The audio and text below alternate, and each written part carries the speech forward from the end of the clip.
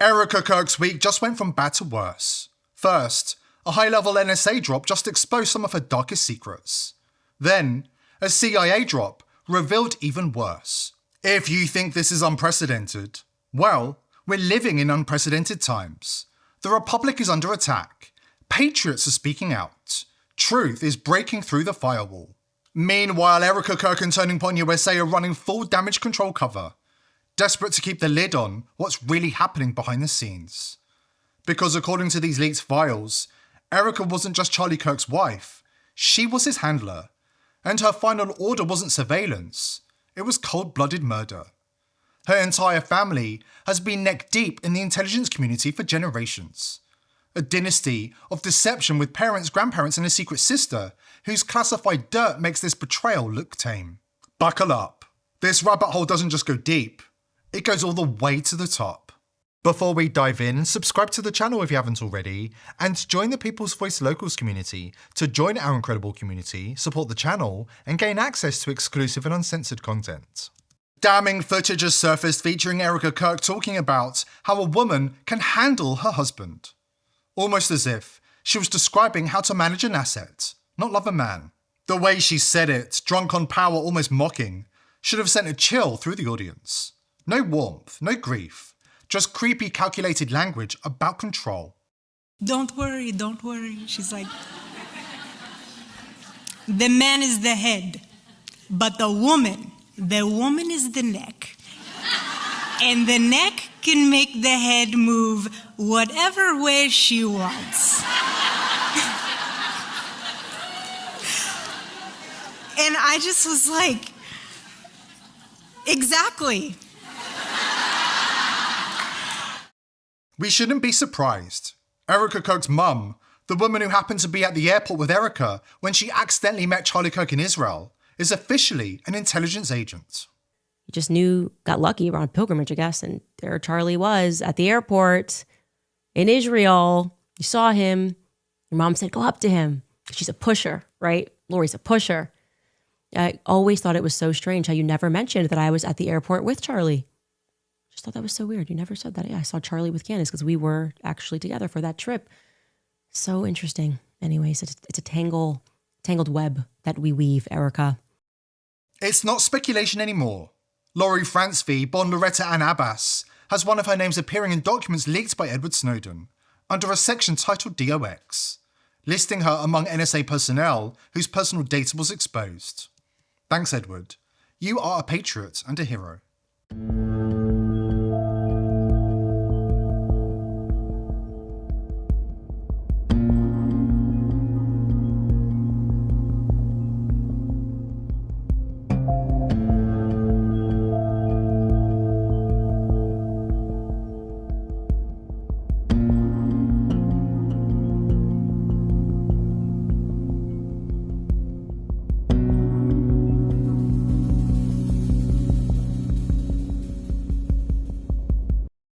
And that's just the beginning.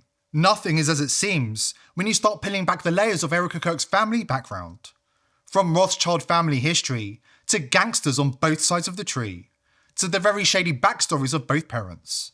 The picture gets uglier the closer you look. It's rather strange then that Rothstein shares family ties to another family, another prominent Jewish family that has been the center of many theories for hundreds of years and has been involved in everything from currency manipulation to economic crashes and to assassinations and everything in between.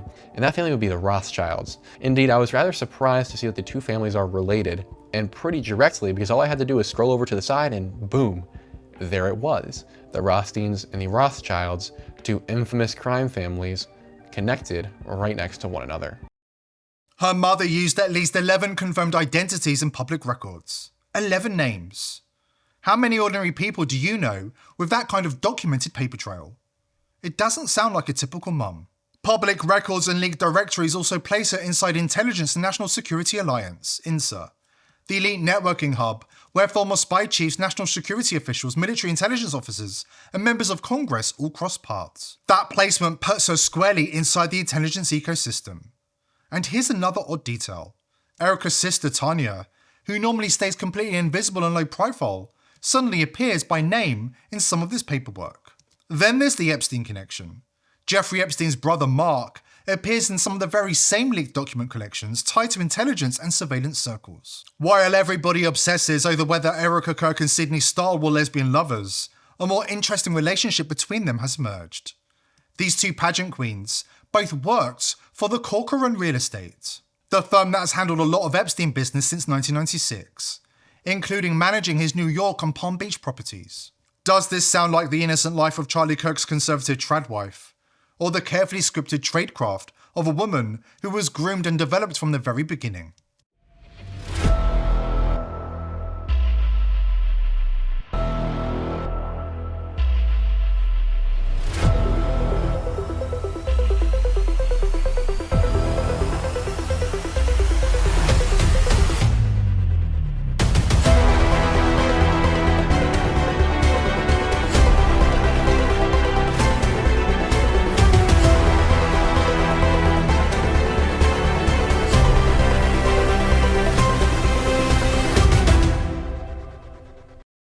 Corcoran is run by Pamela Lieberman, but the Epstein files suggest Lynn Forrester de Rothschild is the president of Corcoran. See how the same names and the same powerful institutions keep surfacing?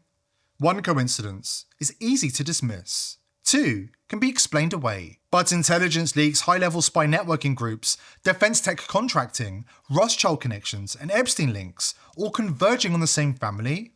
That stops looking random. And here's yet another striking piece of the puzzle.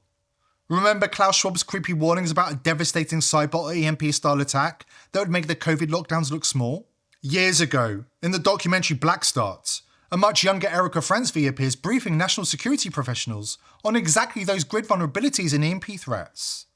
The film features heavyweights like former CIA Director James Woolsey, Jeanine Pirro, and former Congressman Trent Franks.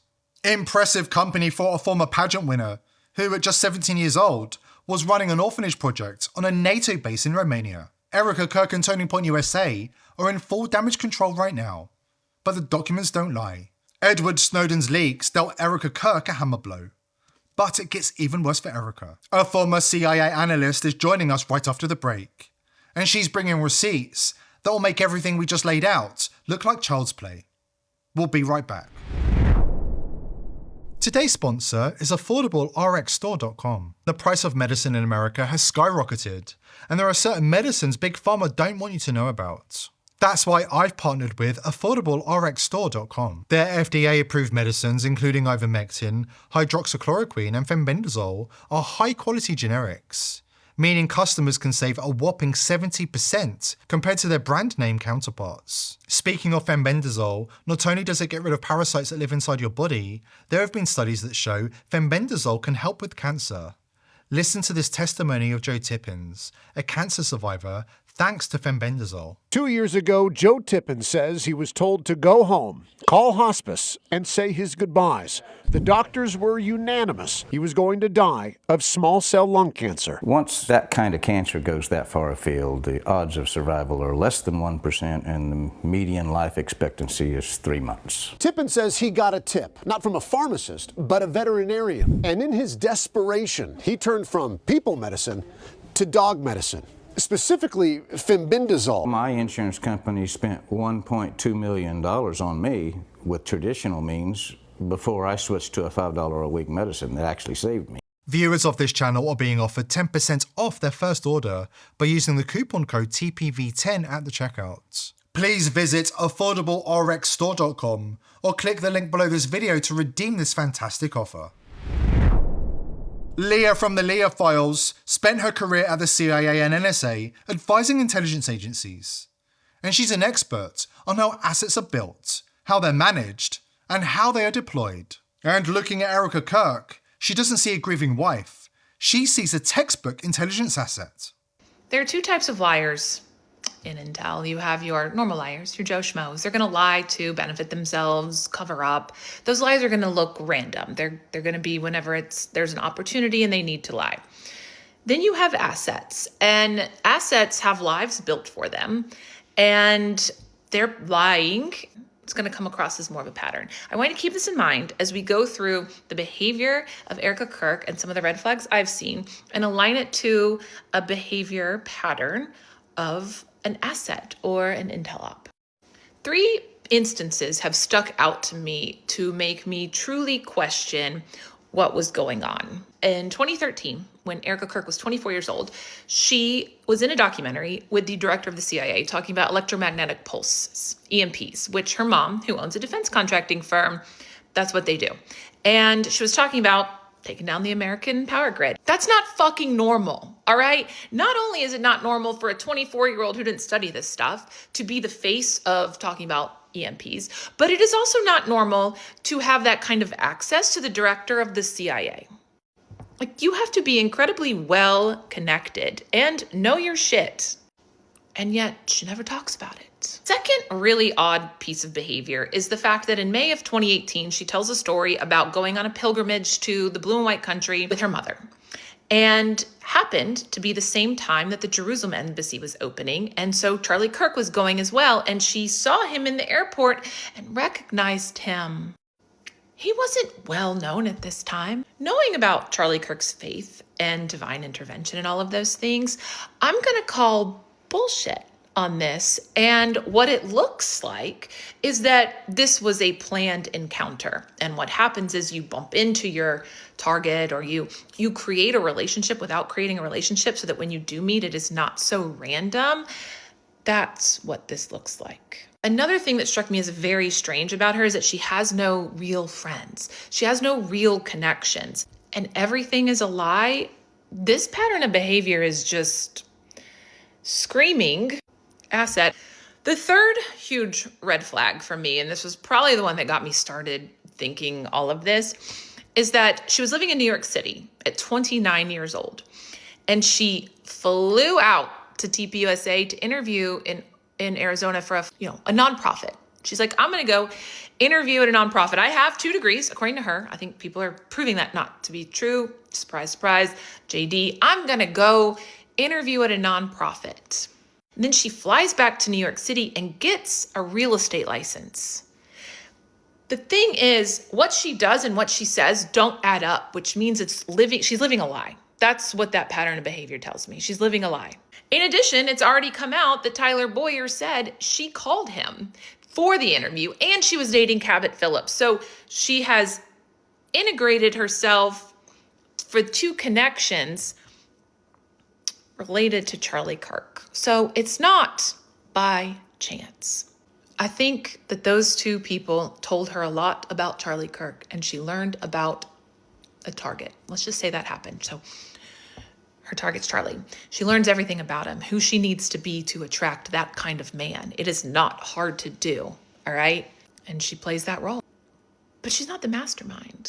If you look at the epicenter of what I've looked at between Superfeed Technologies, the Blue and White Country Connection, Tyler Boyer, Erica Kirk, you know who sits in the middle of all that? Her mom. Look past the headlines. At the epicenter of Superfeed Technologies and Israeli connections and the hostile Turning Point USA takeover, Erica Kirk isn't the one calling the shots. The real puppet master sits quietly in the middle, her mother. Erica is just the polished face, the perfect role player, the ultimate deep cover asset. She was engineered, trained, and inserted through Cabot and Boyer to get close to one target and one target only, Charlie Kirk. She studied him. She became the conservative Christian woman he needed her to be. And then she executed perfectly, ruthlessly. This wasn't a marriage. It was a meticulously planned operation run by a multi-generational intelligence dynasty. And Mom, she's been directing the orchestra the entire time. This is a red alert.